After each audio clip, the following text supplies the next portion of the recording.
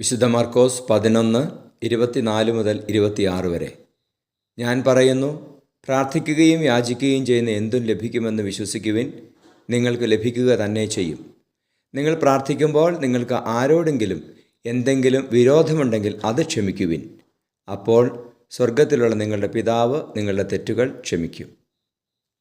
പരിശുദ്ധ പരമദിവ്യകാരുണീശോയ്ക്ക് നേരവും ആരാധനയും സ്തുതിയും പുകഴ്ചയും ഉണ്ടായിരിക്കട്ടെ. ഹല്ലേലൂയ. ഈശോയെ നന്ദി. ഹല്ലേലൂയ. ഈശോയെ ആരാധന. Hallelujah, hallelujah, hallelujah, hallelujah.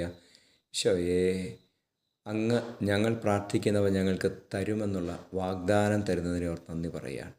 ഈശോയെ, പരസ്പരം ക്ഷമിച്ച് സ്നേഹത്തിൽ ഐക്യപ്പെട്ട് പ്രാർത്ഥിക്കുവാൻ ഞങ്ങളെ സഹായിക്കണമേ. ഈശോയെ, സാത്താനെ അകറ്റണമേ.